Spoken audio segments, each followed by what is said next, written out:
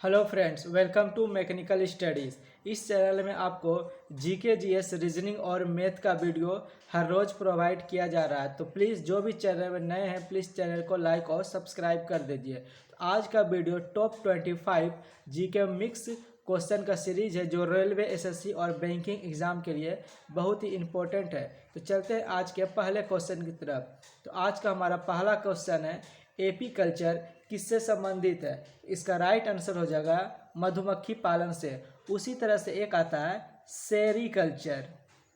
Sericulture sericulture जो हमारा हो जाएगा वो रेशम कीट के पालन का अध्ययन हो जाएगा। ठीक है, फिर आता है एपी कल्चर, तो मधुमक्खी पालन का ही। एक है पीसी कल्चर।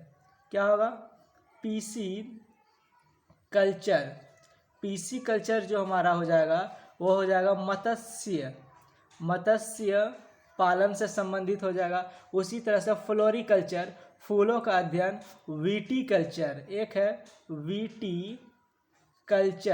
विटीकल्चर जो हो जाएगा वो होगा अंगूर की खेती के अध्ययन से संबंधित है। तो चलते हैं नेक्स्ट क्वेश्चन। तो हमारा नेक्स्ट क्वेश्चन क्या है? फ्लोरिकल्चर किससे संबंधित है? तो फ्लोरिकल्चर फूलों के उत्पादन से संबंधित है। तीसरा क्वेश्चन क्या है? श्वेत क्रांति किससे संबंधित है? तो श्वेत क्रांति दूध उत्पादन से संबंधित है। उसी तरह से हरित क्रांति जो है खाद्य उत्पादन से संबंधित है। और नीली क्रांति क्या है? नीली क्रांति जो हो जाएगा वो हो जाएगा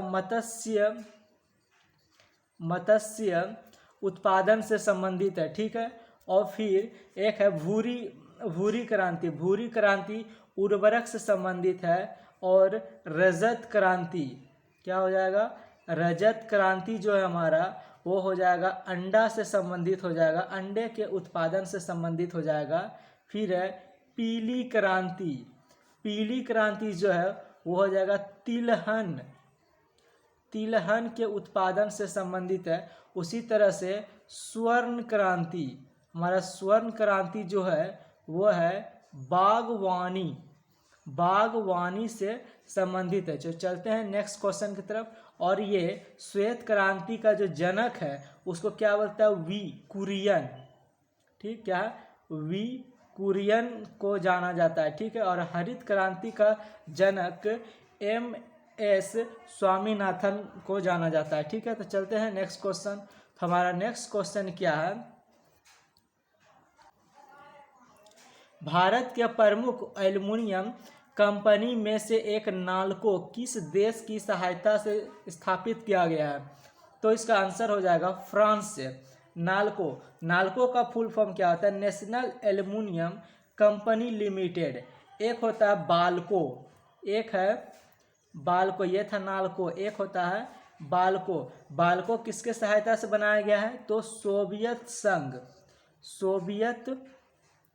संघ के सहायता से बनाया गया। उसी तरह से है माल्को, एक आता है माल्को जो हो जाएगा वो इटली की सहायता से स्थापित किया गया है। ठीक, एक होता है वेदांता। हमारा नेक्स्ट क्या है? वेदांता, ये जो है जर्मनी की सहायता से स्थापित किया गया। तो चलते हैं नेक्स्ट क्वेश्चन। हमारा नेक्स्ट क्वेश्चन क्या है? उत्तर भारत का मैनचेस्टर किसे कहा जाता है? तो इसका आंसर हो जाएगा कानपुर। एक होता है, इसी से रिलेटेड एक और क्वेश्चन है कि भारत के सूती वस्त्रों की राजधानी किसे कहा जाता है? तो उसका आंसर हो जाएगा मुंबई हो जाएगा। ठीक है, दक्षिण भारत का मैनचेस्टर क्या किसे कहा जाता है? तो कोयम्बटूर हो जाएगा। और एक है भारत का बोस्टन के नाम से कौन जाना जाता है? तो इसका राइट आंसर हो जाएगा अहमदाबाद हो जाएगा। ठीक है, तो जो भी एक्स्ट्रा फैक्ट बता रहे हैं प्लीज़ आप उसको नोट डाउन करते चलिए। ठीक है, तो चलते हैं नेक्स्ट क्वेश्चन। हमारा नेक्स्ट क्वेश्चन क्या है? NH-27 कहाँ से कहाँ तक है? तो कहाँ से कहाँ तक? NH-27 जो है पोरबंदर से सिलचर तक जाती है। ठीक है, उसी तरह से एक है NH-44, ये जो है क्या हो जाएगा? ये श्रीनगर से कन्याकुमारी तक जाती है, और एक है NH19, एक NH19, ये क्या हो जाएगा, दिल्ली से, ये दिल्ली से कहाँ तक जाएगी, ये कोलकाता तक जाती है। ठीक है, तो चलते हैं नेक्स्ट क्वेश्चन हमारा क्या हो जाएगा। हमारा नेक्स्ट क्वेश्चन है, बहुउद्देशीय नदी घाटी परियोजनाओं को आधुनिक भारत का मंदिर किसने कहा था। इसका राइट आंसर हो जाएगा पंडित जवाहरलाल नेहरू। ठीक है, तो चलते हैं नेक्स्ट क्वेश्चन। तो नेक्स्ट क्वेश्चन क्या है, चंबल नदी घाटी परियोजनाओं से लाभान्वित राज्य कौन सा है और किस नदी पर बना है। तो इसका राइट आंसर हो जाएगा राजस्थान और मध्य प्रदेश। ठीक है, लाभान्वित राज्य कौन है, राजस्थान है और मध्य प्रदेश, और किस नदी पे बना है, तो चंबल नदी पे बना है। तो इससे रिलेटेड कुछ और फैक्ट्स के बारे में जानते हैं। एक है भाखड़ा नागल परियोजना, क्या है, भाखड़ा, भाखड़ा किस नदी पे है, ये हो जाएगा हमारा सतलज नदी पे हो जाएगा, और इसका जो राज्य है वो पंजाब, हरियाणा, हिमाचल प्रदेश और राजस्थान से इसे लाभ प्राप्त होता है। ठीक है, और दूसरा दामोदर घाटी परियोजना, दामोदर घाटी परियोजना दामोदर नदी पे है, और जो कि झारखंड और पश्चिम बंगाल को लाभांतरित करता है। ठीक, मतलब उससे फ़ायदा मिलता है वो सब राज्य को। हीराकुंड, एक है हीराकुंड जो होता है हमारा, हीराकुंड ये जो है ये है हमारा उड़ीसा में है और महानदी पे बना हुआ है। ठीक है, फिर नेक्स्ट क्या है, नेक्स्ट है फरक्का परियोजना, यह गंगा और भागीरथी नदी पे है और पश्चिम बंगाल में। ठीक है, तो चलते हैं नेक्स्ट क्वेश्चन। तो हमारा नेक्स्ट क्वेश्चन क्या है, विद्युत मोटर के ऊर्जा का रूपांतरण क्या है। तो इसका उत्तर हो जाएगा विद्युत ऊर्जा को यांत्रिक ऊर्जा, मतलब बोल रहा है क्या, विद्युत मोटर जो है किस प्रकार के ऊर्जा का रूपांतरण किस में करता है, तो विद्युत मोटर विद्युत ऊर्जा का रूपांतरण यांत्रिक ऊर्जा में करता है। इसी तरह से नेक्स्ट है डायनेमो, एक आता है डायनेमो, डायनेमो क्या करता है, डायनेमो जो ये हमारा यांत्रिक ऊर्जा को विद्युत ऊर्जा में परिवर्तन करता है। ठीक है, और फिर नेक्स्ट है मोमबत्ती, मोमबत्ती रासायनिक ऊर्जा को प्रकाश और उष्मीय ऊर्जा में परिवर्तन करता है। फिर है माइक्रोफोन, एक आता है माइक्रोफोन, माइक्रोफोन जो ये हमारा है ये ध्वनि ऊर्जा जो होती है उसको क्या करेगा, विद्युत ऊर्जा में परिवर्तन करता है। ठीक है, फिर नेक्स्ट क्या है, नेक्स्ट है सितार, एक आता है सितार, सितार क्या करता है, ये यांत्रिक ऊर्जा को ध्वनि ऊर्जा में परिवर्तन करता है। ठीक है, तो चलते हैं नेक्स्ट क्वेश्चन की तरफ। तो नेक्स्ट क्वेश्चन क्या है, हाइड्रोजन में ध्वनि की चाल क्या है। तो हमारा जो हाइड्रोजन है उसमें ध्वनि की चाल जो है 1269 है। ठीक है, मीटर पर सेकेंड। तो उसी तरह से वायु में ध्वनि ये क्या है, ये 0 डिग्री सेल्सियस पे है। ठीक है, तो फिर क्या है वायु में क्या होगा, यानी कि हवा में जो ध्वनि की चाल है वो कितना हो जाएगा 332 मीटर पर सेकेंड। फिर कार्बन डाइऑक्साइड यानी कि CO2 में ध्वनि की चाल क्या हो जाएगी, तो 260 मीटर पर सेकेंड हो जाएगी। ठीक, तो नेक्स्ट क्या है, नेक्स्ट है एक है जल, जल में ध्वनि की चाल क्या हो जाएगी, जल यानी कि H2O, उसमें ध्वनि की चाल क्या हो जाएगी 1483 मीटर पर सेकेंड हो जाएगा। ठीक है, उसी तरह से एल्युमिनियम Al, इसका संकेत क्या होता है एल्युमिनियम का, Al होगा, इसका जो है कितना होगा ध्वनि की चाल इसमें क्या हो जाएगा 6420 मीटर पर सेकेंड होगा। ठीक है, तो चलते हैं नेक्स्ट क्वेश्चन की तरफ। तो हमारा नेक्स्ट क्वेश्चन क्या है, जब तापमान में 1 डिग्री सेल्सियस की वृद्धि की जाती है तब ध्वनि की चाल पर क्या प्रभाव पड़ता है। तो जब 1 डिग्री सेल्सियस की हम वृद्धि करते हैं तो हमारा जो ध्वनि का जो चाल है वो 0.61 मीटर पर सेकेंड से बढ़ जाएगा। ठीक है, जैसे अभी हवा में ध्वनि की चाल कितना था 332 मीटर पर सेकेंड है, जब इसको 1 डिग्री सेल्सियस बढ़ाएंगे तो हवा में ध्वनि की चाल कितना हो जाएगा 332.61 मीटर पर सेकेंड हो जाएगा। ठीक है, तो चलते हैं हमारा नेक्स्ट क्वेश्चन। हमारा नेक्स्ट क्वेश्चन क्या है, किस तापमान पर जल का घनत्व अधिकतम होता है? तो इसका राइट आंसर हो जाएगा 4 डिग्री सेल्सियस पर। नेक्स्ट क्वेश्चन 13वां नंबर क्या है, जल में प्रकाश की चाल क्या होती है? तो जल में जो प्रकाश की चाल होती है 2.25 इंटू 10⁸ मीटर पर सेकेंड। उसी तरह से बोलेगा कि निर्वात में अगर प्रकाश की चाल पूछेगी तो क्या होगा, अधिकतम होता है 3 गुना 10⁸ मीटर पर सेकेंड होता है। उसी तरह से अगर पूछे कि कांच में प्रकाश की चाल क्या होती है, कांच में प्रकाश की चाल क्या होती है, 2 गुना 10⁸ मीटर पर सेकेंड। और जल में तो पता ही है 2.25 इंटू 10⁸ मीटर पर सेकेंड। तो इसके लिए क्या कहता है, अपवर्तनांक निकालना पड़ता है। अगर अपवर्तनांक दिया हुआ है तो कोई माध्यम में प्रकाश की चाल कैसे निकालेंगे? तो उसका एक फॉर्मूला होता है, अपवर्तनांक बराबर क्या होता है, बराबर होता है निर्वात में, क्या होता है, निर्वात में प्रकाश की चाल, और नीचे क्या होगा, जो माध्यम में हम निकालना चाह रहे हैं उसमें प्रकाश की चाल, मतलब माध्यम में प्रकाश की चाल।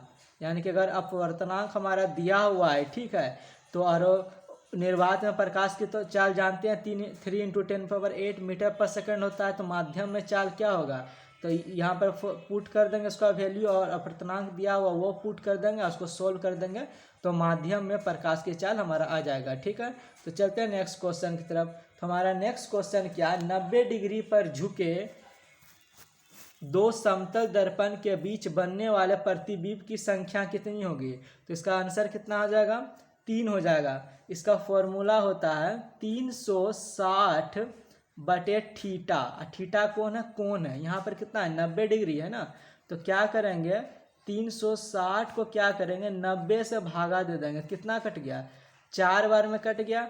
और ये जो 4 आया है ये क्या चीज़ है, 4 जो है ये हमारा ये सम संख्या है। अगर सम संख्या आ रही है तो क्या करेंगे 1 माइनस कर दें। अगर सम संख्या आ रही, सोल्व करने के बाद 4 आया, 4 क्या है सम संख्या, तो 1 क्या कर देंगे प्रतिबिंब की संख्या निकालने के लिए माइनस कर देंगे। उसी तरह से अगर ये 40 डिग्री पर होता तो क्या करते, अगर 40 डिग्री पर झुका होता तो क्या करते 360 को 40 से भागा देते तो कितना होता, 0 0 कट जाता, और 4 नमा कितना होता 36, तो कितना आ गया 9। और 9 क्या है हमारा विषम संख्या, और अगर विषम संख्या है तो उसको क्या करेंगे डिवाइड नहीं करेंगे, डायरेक्ट भाग देंगे जितना आ गया। अगर विषम संख्या है तो प्रतिबिंब की संख्या इतना ही रहेगा, अगर सम आता है तो 1 माइनस करते। ठीक है, तो चलते हैं नेक्स्ट क्वेश्चन की तरफ। हमारा नेक्स्ट क्वेश्चन क्या है, वोल्टेज सेल में एनोड के रूप में किसका प्रयोग किया जाता था? वोल्टेज से एनोड के रूप में तांबा के छड़ का प्रयोग किया जाता है। और कैथोड के रूप में किसका यूज करते हैं, कैथोड के रूप में हम लोग जस्ता का यूज करते हैं। ठीक है, अगर यही शुल्क सेल रहता तो क्या होता, शुल्क सेल में हम क्या करते हैं एनोड में जो है हम एनोड में कार्बन का यूज करते हैं। किसका यूज करेंगे, एनोड में कार्बन का यूज करेंगे, और कैथोड में हम लोग जस्ता का यूज करेंगे। ठीक है, तो कैथोड में ज़्यादातर सब में जस्ता का ही यूज करते हैं, और एनोड में क्या होता है चेंज होते रहता है। ठीक है, तो चलते हैं नेक्स्ट क्वेश्चन की तरफ। तो हमारा नेक्स्ट क्वेश्चन क्या, किसी चाल में विद्युत आवेश के प्रभाव की दर को क्या कहते हैं? तो इसका राइट आंसर हो जाएगा विद्युत धारा। ठीक है, तो विद्युत धारा का फॉर्मूला क्या होता है, विद्युत धारा को हम लोग क्या से दर्शाते हैं, आई से दर्शाते हैं।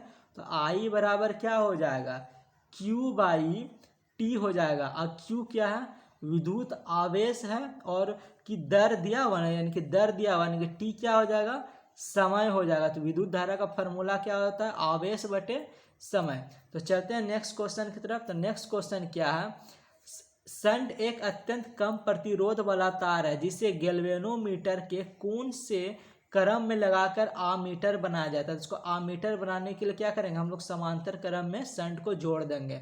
फिर क्या है, दूर स्थित वस्तुओं के तापमान को ज्ञात करने हेतु किस यंत्र का प्रयोग किया जाता है। तो दूर अगर है तो उसको किस यंत्र का प्रयोग करेंगे, तो उसको पायरोमीटर का यूज़ करते हैं हम लोग, ठीक है। उसी तरह से अगर और कुछ बोले कि अगर टेलीस्कोप का यूज़ किस लिए करते हैं, तो दूर स्थित वस्तुओं को स्पष्ट दिखने के लिए, कोई वस्तु दूर है उसको स्पष्ट देखने के लिए टेलीस्कोप का उपयोग करते हैं, ठीक है। और फिर है थर्मोस्टेट। थर्मोस्टेट का उपयोग क्या करते हैं, किसी वस्तु का तापमान एक निश्चित बिंदु तक बनाए रखना। जैसे कोई भी है, कहीं भी किसी कोई वस्तु है एक, ठीक, इसका तापमान हमको 20 डिग्री सेल्सियस बनाए रखना है, तो यहाँ पे हम लोग क्या कर देंगे, थर्मोस्टेट का यूज करेंगे हम लोग। थर्मोस्टेट का हम लोग यूज करते हैं, ठीक है। उसी तरह से गैस का दाब ज्ञात करने के लिए किसका यूज करेंगे, तो मैनोमीटर का यूज करेंगे। और स्क्रू गेज का यूज किस लिए करते हैं, तो बारीक तार का जो व्यास है, बहुत ही पतला तार जो होता है उसका व्यास जो होता है यानी कि डी यानी कि डायमीटर ज्ञात करने के लिए स्क्रू गेज का उपयोग करते हैं। तो चलते हैं नेक्स्ट क्वेश्चन की तरफ। हमारा नेक्स्ट क्वेश्चन क्या है, द्रवों का अपेक्षिक घनत्व ज्ञात करने के लिए कौन सा यंत्र का प्रयोग किया जाता है। तो इसका राइट आंसर होगा हाइड्रोमीटर, ठीक है। फिर क्या है, सापेक्षता का सिद्धांत किसने दिया, तो सापेक्षता का सिद्धांत जो है अल्बर्ट आइंस्टाइन ने दिया। अल्बर्ट आइंस्टाइन ने ही E बराबर mc² का फॉर्मूला भी दिया है, ठीक है। उसी तरह से रेडियम का खोज कौन किया, एक है रेडियम इसका जो खोज है, इसका खोज किया है मैडम क्यूरी ने किया है। और डायोड बल्ब का आविष्कार कौन किया है, तो डायोड बल्ब का आविष्कार फ्लेमिंग ने किया है, ठीक है। तो चलते हैं नेक्स्ट क्वेश्चन की तरफ। हमारा नेक्स्ट क्वेश्चन क्या है, ज्योति फ्लक्स का एसआई मात्रक क्या है, तो इसका राइट आंसर हो जाएगा ल्यूमेन।